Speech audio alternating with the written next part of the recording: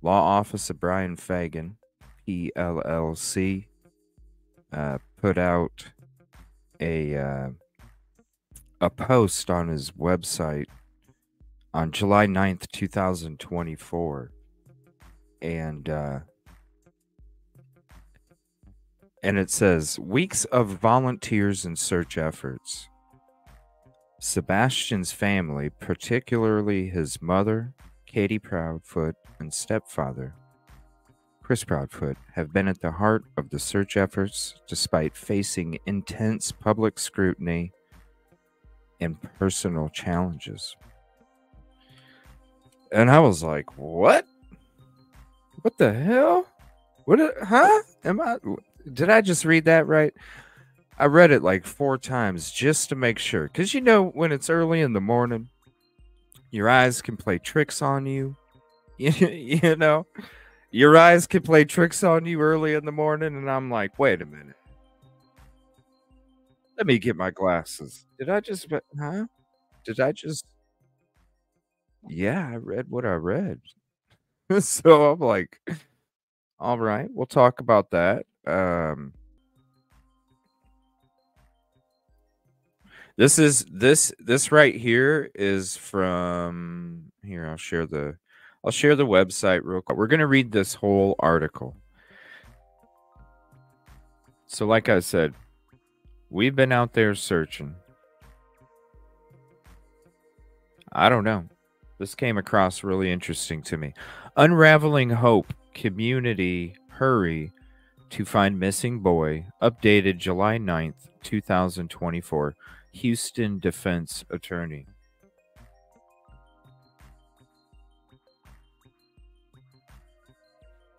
Law Office of Brian Fagan, PLLC. Sebastian Rogers, a 15-year-old from Sumner County, Tennessee, has been the focus of extensive media coverage and community concern since his disappearance in late February 2024. Known for his bright personality and the challenges he navigates due to high-functioning autism, Sebastian's story has resonated with many, drawing attention from both local and national audiences. Last seen wearing, Sebastian, a teenager with dirty blonde hair, stood 5 feet 5 inches tall and weighed between 106 to 108 pounds. He was last seen wearing a black sweatshirt and black sweatpants with a flashlight keychain that remains unaccounted for. His sudden disappearance immediately sparked an extensive search effort, underscored by an Amber Alert issued due to the circumstances surrounding his absence from home. Sebastian's autism complicates his case, prompting the use of specialized search tactics, such as playing his favorite song, Eye of the Tiger, to potentially attract his attention if he is nearby. This approach highlights the thoughtful consideration given to Sebastian's distinct requirements and emphasizes that the community's steadfast commitment to locating him. Weeks of volunteers and search efforts. As weeks have passed with no sign of Sebastian, the case has seen numerous developments, from the draining of a nearby pond to the involvement of volunteer search groups like the United Cajun Navy. Despite facing challenges, including harassment and the reception of death threats that led to the suspension of the Cajun Navy's search efforts, the community's resolve to find Sebastian has not wavered. Sebastian's family, particularly his mother, KP, and stepfather, CP, have been at the heart of the search efforts. Despite facing intense public scrutiny and personal challenges, have been at the heart of the search efforts. Again, that's why when I woke up this morning and it was early as hell and I had to wipe my eyes a few times, clean off my glasses, and I had to like just make sure I was reading what I was reading. Sebastian's family, particularly, it should say particularly Seth, right?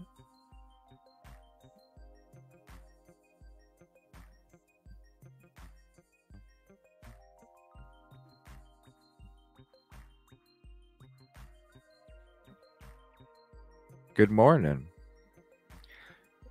I don't know. What am I missing here? Because, like I said, I started out the show saying we've been out there searching since mid March.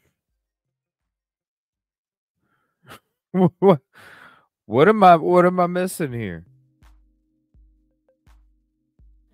I've seen them. They weren't searching.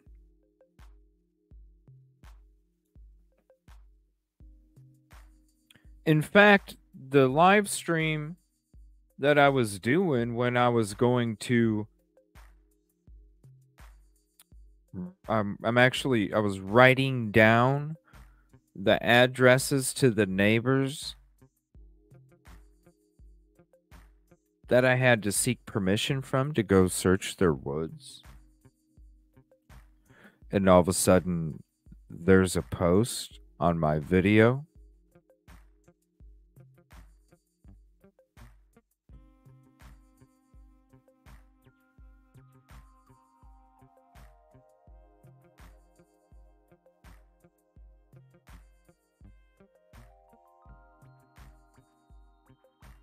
And it basically says, guess what?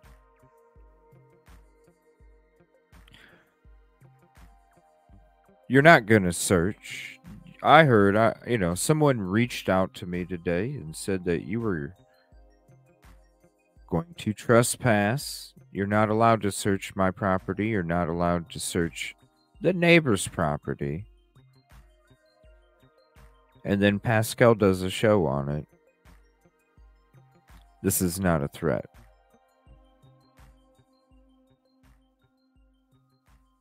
So, if they were at the heart of the search efforts, because I wasn't even interested and I wasn't even trying to search their property. I wasn't even interested in that whatsoever.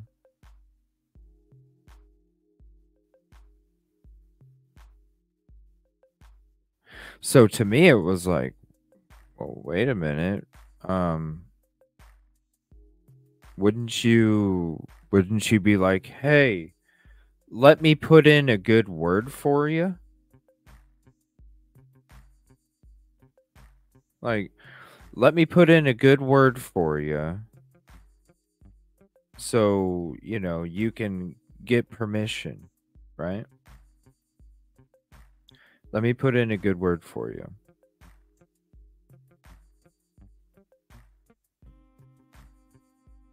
No, that wasn't it.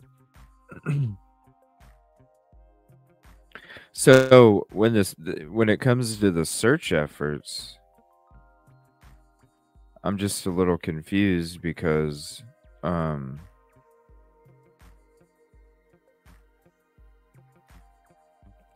this is the post right here. I'm just saying I'm a little confused because I would have thought that you would have said, "Hey, you can search these areas," right? That screenshot was taken 20 minutes after that was left on my live stream.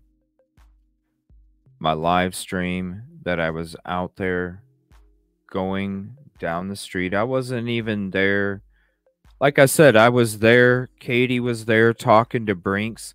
If it was about me trying to make a spectacle, then I would have pulled my fucking car over.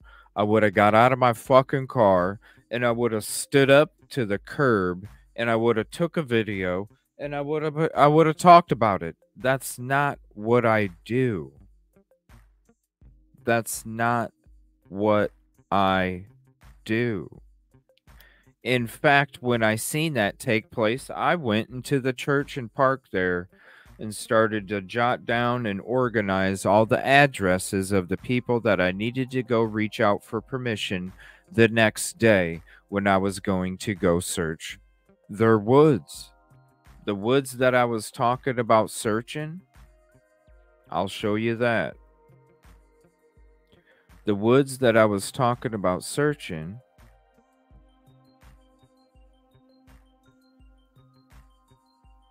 whoops, why did it do that? Hold on. It's being buggy.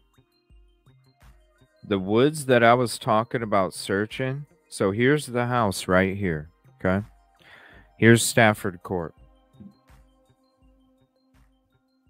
The woods that I was so this is what I did that day. And my live stream will show you the proof. My live stream will show you the proof. I was back for another, I had just got done for like a month and some, doing all these searches of all the community, reaching out. CJ, can you search this? Can you search this? Can you search this? Yes, we can do that. Finally, I was getting to what I wanted to do, right? And this is what I wanted to do. Because to me, I had already looked around and I already saw if Sebastian's leaving out this house and leaving on his own accord and not getting picked up on any surveillance, well, I just by being there from mid-March, looking at all the areas he would have been picked up on camera, no footage of him leaving. Well, I'm telling you right now, he would have had to walk up. I did this the first week I was there. I already made a map of the area I wanted to search. If he literally walked out that door, mid-March I'm at, okay, he had to walk up between these backyards, go through this section right here, and go right into these woods. That is the conclusion I came to after being there the first week of mid-March. These were the woods that I needed to search right here. Okay. So what I was doing was basically driving down the road, and then I'm pulling around here and I park. Okay, I need to get this one. I wasn't interested in 22. I wasn't interested in 1020. I was interested in 1024, 1023, 1021. Okay. And then after that, I came back down here, came back up Kellen Lane, went to Kellen Lane, and then I was like, okay, and I need to get 1002, 1000, 1004, 1006, 1005. After that, I came back to Honeysuckle Drive, and then I wrote, okay, I need to get this address right here, 190. These are all the woods that I needed to search that day, okay? Or that I was jotting down to organize to start the next day. And then all of a sudden I come home and I didn't even know about it. I come home and then the next morning, all of a sudden, CJ. Thank you, Little Miss Sharon. Thank you, everybody, for hopping in. What's up, Cassie? Appreciate y'all. CJ, you got to check this. CJ, you got to check this. Look at this. Look at this. It's on your video. I'm like, what the fuck? CJ, it's come to my attention that you have plans to visit my house tomorrow. Take this as an official notification. There are no trespassing signs posted all around the house. If you set foot on the property at all for any reason, you will be prosecuted. There are no easements around the properties in our subdivision. This is not a threat, just a statement. Please respect our privacy as well as our wishes. Thank you in advance, sir. You know what? I know lawyer talk. I know management talk. And when you thank somebody in advance, It's basically a smart ass way of telling somebody, do what I fucking say. Anybody that's in business, anybody that, I mean, let's be real. That's lawyers. That's what it means. Do what I'm fucking saying. Now, this is where I didn't understand it because I never go on people's property without permission. There's plenty of searches in plenty of different communities that I've been, boots on the ground. I've never disrespected anybody's personal property, personal space, or anything like that. Never once, because I wouldn't want it done to me. So why would I do it to somebody else? I mean, it's just common sense, right? In fact, whenever there is people that are trying to offer suggestions and sitting there offering suggestions of personal property, we just don't go search it. We reach out for permission. If you get permission, cool. If you don't, what can you do? Okay, what can you do? There's nothing you can do. Now, I wouldn't want somebody trespassing my shit. Guess what? Why would I do it to somebody else? It makes absolutely no sense. This right here was a troll that was reaching out, making up some shit because we're just about doing the right thing. Or maybe it was just made up. Maybe it was just made up just to say, guess what? Now, this is what I didn't understand is there are no easements around the properties in our subdivision. Well, I didn't know that, you know, I needed your permission or anybody else's permission but the homeowner in order to search somebody's property. Thank you, Commercial Zone. Appreciate you. It is early as hell. I know it's a crazy, but when I came across this, it was like, what the hell? And we'll continue to read it. So again, Sebastian's family, particularly his mother, Katie Proudfoot, and stepfather, Chris Proudfoot, have been at the heart of the search efforts. Despite facing intense public scrutiny and personal challenges, their situation reflects the broader impact of Sebastian's disappearance, affecting not only the immediate family, but also the wider community that has come together in hope and solidarity. The ongoing search for Sebastian Rogers is a poignant reminder of the vulnerabilities and risks faced by young individuals, particularly those with special needs, and the importance of community support and awareness in the time of crisis. So again, I will drop the link for you. Oops, I forgot to switch my camera back for you. I apologize. I will drop the link for you. I mean, I got plenty of footage, you guys. I've been doing this for a long time now, and there's plenty of cases that I've not only been out there, boots on the ground, been protesting, been investigating, been searching, documentation, all of these different things. I don't go out there for just one thing. I go out there to make sure that every help for the community is effective in many different ways. It's not just one thing that I'm doing. Right, Samantha?